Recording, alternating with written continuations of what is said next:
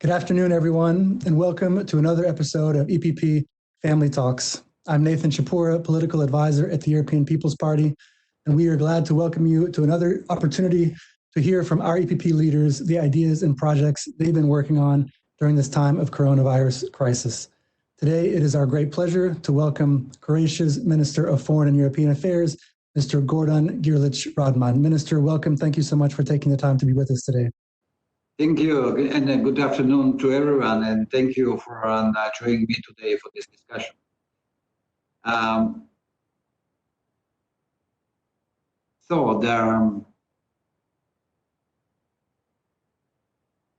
Hello? Leaders? Can you hear me, Minister? Yeah, now, but not all the time. As we've been doing with our other EPP leaders, we've just been starting off with a personal question, which is, in such a strange time, a difficult time when so many things are not normal, when everything is locked down, how have they been dealing with it? How have they been coping? So how have you been coping? What's for you a typical day been like? Oh, thank you very much for this question. And so Croatia is presiding over the Council and of the EU in this in the first time, the first time in its history, however, and also in the first half has been pretty busy, and we are swamped with priorities. We didn't neglect it, although this to some extent our priority, the COVID-19 was expected, and it's really an unprecedented. So that this coronavirus, no one wanted to be to occupy it with in the fight with against coronavirus. However, in this given the circumstances, we were given a very responsible task in this situation, like of course no other before. Our slogan, but it's very coincidentally that our slogan, "A Strong Europe in a world full of challenges," and pointed out the word challenges, but we could not imagine that this level of challenge. And our previously planned activities had to be adopted to the reality on the ground, and it's a welcome to new reality. But so I think excuse me, go ahead. Yeah, but even in these extraordinary times and unexpected times and unprecedented times, we are continuing to work with great dedication on the main objectives of the Croatian presidency. One of them is continuation of a credible, effective enlargement policy. At no point did we give up on holding the EU Western Balkan Summit, that is an so-called Zagreb Summit, and we are very proud to the fact that we organized this demanding Zagreb Summit, which was truly the central event our president.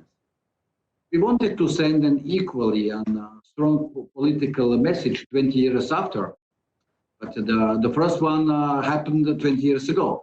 And 20 years after the first Zagreb Summit, so it's mentioned in 2000. Then in 2000 we opened the prospect of EU membership to Southeast Europe. With this event, of course, we have sent our support and message to the positive message, clear message to the countries of the Western Balkans, because we believe that it is, of course, in Croatia's interest. It is our immediate neighborhood. For all of them to meet the criteria and to follow our path and our example. And it's worth to be. I think to be in the European Union, we are adopted the European values, and we would like also to share our experience being in the member of the European Union with our neighbors. So you mentioned the recent summit, very important summit, the Croatian presidency's Western Balkan Zagreb Summit. Before this, the EPP held also its own Western Balkan Summit, and the EPP agreed on a statement. And let me just quote a little bit from that statement. The EPP reiterated the party's unequivocal support for a credible EU enlargement process and the European accession perspective of our Western Balkan partners. You mentioned this, how important this was. So my follow-up question there is, why must this issue of accession and enlargement and supporting the perspective of these Western Balkan countries, why must this still remain such a priority in the months and in the years to come? Why is this so important for Europe? For Europe, and suggestion, that peace, stability, social stability don't have alternative. And the Zagreb EU Western Balkan Summit was held although it was for the first time in the history that we had the European Union, we had this in a summit via video conference on 6th May. It was, of course, as we mentioned, Croatian interest, and it was held also at Croatia's interest initiative. It's very important to emphasize that the outcome of the Zagreb summit was the adoption of the Zagreb Declaration. And the Zagreb Declaration that reaffirmed a clear European future for the countries of Southeast Europe or Western Balkans. We have announced regular joint also meeting at high level. It was really a political success. Croatia has strongly positioned itself and promoted its foreign policy priorities at the European level. And so I also said then on 9th May, according to the light of the fact that we celebrated 70 years of the Schuman Declaration, which Zagreb Summit corresponds to the Schuman Declaration. The main word is solidarity. And also at this EU Western Balkan Summit, the EU leaders expressed their readiness to strengthen the high-level political dialogue between the EU and the Western Balkans. And I would like also to underline three key messages which are stipulated in the Zagreb Declaration. First of all, it's a reaffirmation of the EU's commitment to region's European perspective. Secondly, solidarity and partnership in dealing with the COVID-19 pandemic. Thirdly, the region's commitment to EU values and reforms, including the security cooperation between the EU and the Western Balkans. And of course, that the Zagreb Summit has confirmed that Europe is willing and able to take geopolitical decisions even in these difficult times. Also, the EPP statement issued happened in the morning session. So I participate with my Prime Minister. It also reaffirms views of our political family, and we are proud it comments our presidents and Prime Minister Plenković, who kept the topic of enlargement high on the agenda. We all, as mentioned before, on peace, stability, and prosperity in the Western Balkans, because it will have a long-term positive effect on security throughout the European continent, and we should take into consideration that all the countries 6 countries of the Western Balkans are surrounded by the European countries. Let's maybe broaden the scope just a little bit and look beyond just the Western Balkans at other priorities that you have as Minister of Foreign and European Affairs. I know you participate actively in our EPP formations of foreign and European ministers. How would you see the EPP playing a leading role not only on the Western Balkans, but in other areas? And maybe even more broadly, what do you see as the next steps forward for the European Union now in overcoming this pandemic? Yeah, I'm very, I could proudly say that being member of the EPP as my party, Croatian Democratic Union, that we could just take part and in this responsibility European policy, and very happy to be and to have also a majority in the European Parliament, of course, and we could just be actively and create the European policy and to have a really important and significant impact on the European policy. Of course, EPP has indeed showed leadership in this crisis.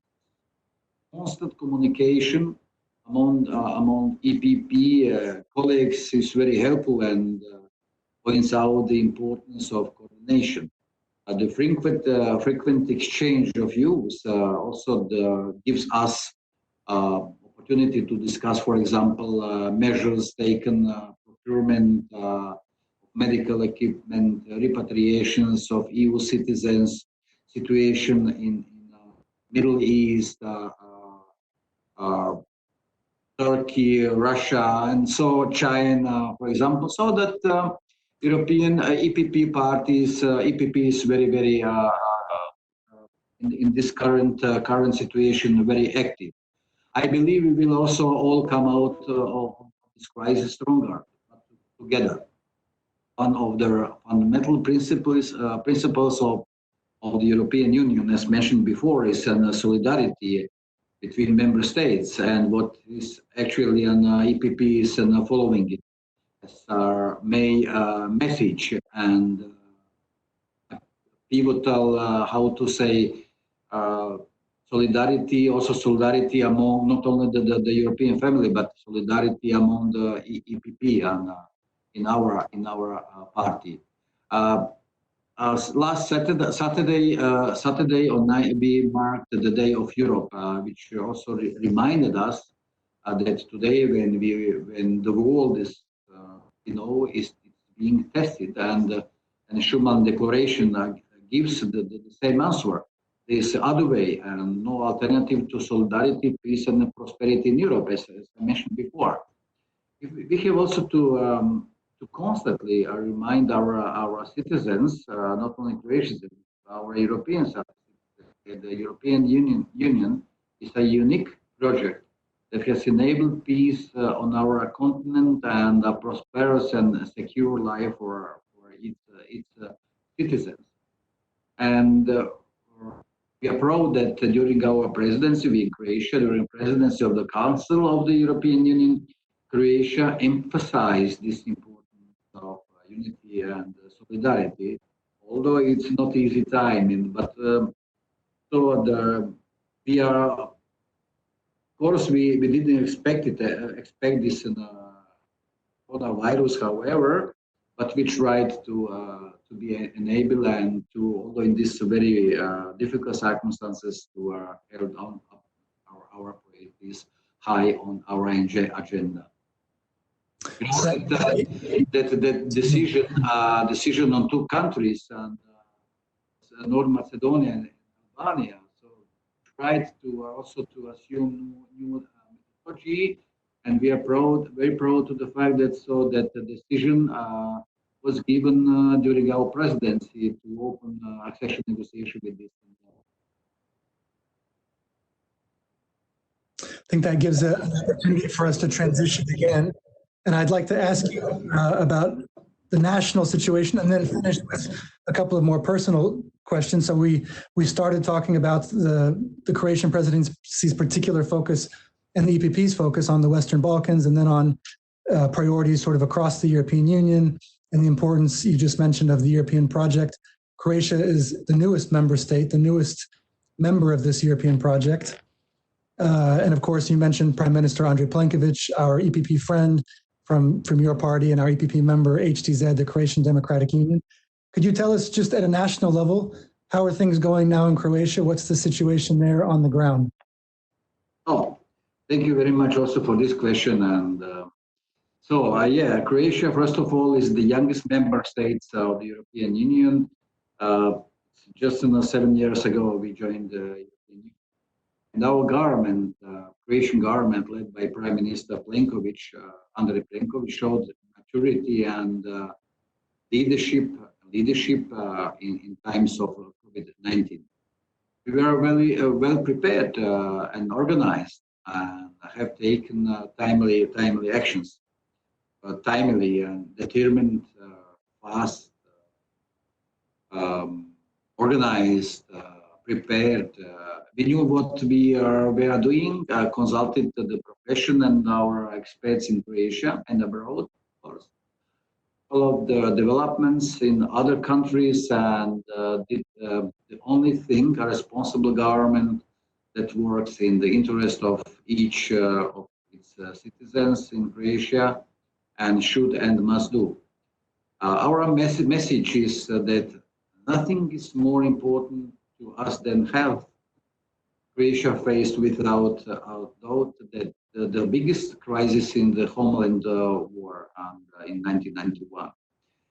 This year is an election year in Croatia, and we are confident that Croatian Democratic Union will win again.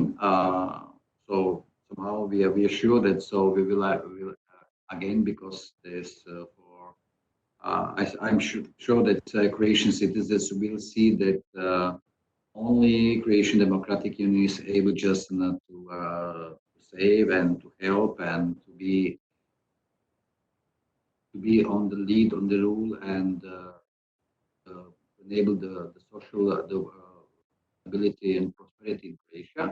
Because this government, we showed results, and our President Plenković also he shows strong leadership. He has the experience. He's experienced being a member of the European Parliament, and Croatia, as youngest member of the European Union, is we can probably say that to be for the first time in the history or first time of our membership in the European Union to be on the chair, and be happy to just to hand over our presidency to German friends. So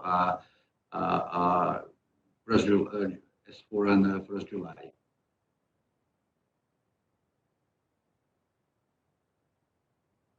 Thank you so much for your perspective on these issues. If I could, I would just finish with maybe two more personal, more informal questions to help our viewers, to help our political family get to know you a bit better. And the first one is, I mean, it's an appropriate one, I think, since we've been talking about history, going back to the Schuman Declaration and the foundations of the European project. Is there a historical figure whom you have found particularly helpful or inspirational during these past several weeks of trying to overcome this crisis? Oh, I said the Croatian government has proven itself so very organized in this crisis, and many people say that our recent memory of the homeland war taught us to self-organize very fast. Since it reminded me at wartime, I have to point out to the role of our first president, Franjo Tuđman, and his leadership. And tomorrow, so we will celebrate his birthday. Also, he passed away 21 years ago. And so I cannot forget that he was one who just invited us to come back to Croatia, because my family, we lived for more than 6 years in Switzerland, and we came back we were well educated and we had good jobs and salaries, but the emotional the belongingness to your home, to Croatia, was much emphasized in our decision to of course to decide to stay in Switzerland or to go back to Croatia. And I never regret it. I have my family, my 3 children, and happy to see that I have my Croatian flag all the day, 24 hours in the garden.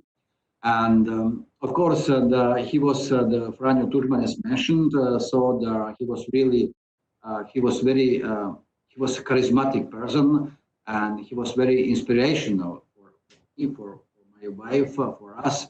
And the situation today sent me back, also to difficult times Croatia was going through in order to gain its independence and international recognition. And of course, the European family, our neighbors, first of all. So just to mention them, the neighbors and like Hungary, Austria, Germany, as well Slovenia helped us. But first of all, the bigger European countries to recognize and Croatia its independence and sovereignty. As you know, Zagreb was also strong. So 2 months ago, affected by a strong earthquake in March. So we had double challenges to deal with. And just to remind us on the end of May that what happened 30 years ago, the first parliament session with the first democratic parliament elected in the history. So somehow that nice memories, emotions, positive emotions, they are. So I'm just in this spirit of the positive emotions and with the nice memories of the past. But however, the past was not so really nice as because of the Homeland War. And there are so many families we lost so lives that the people get their lives for the freedom, for Croatia independence, and we are very proud Croatian veterans and of Croatian soldiers who just gave their lives for the Croatian freedom and independence. Thank you for that perspective, and also thank you for the personal story, which is so important and so helpful in helping us to connect with each other's stories. So one final question: is there a book or a film you've recently watched which you would recommend to people? We've been asking lots of our leaders this question.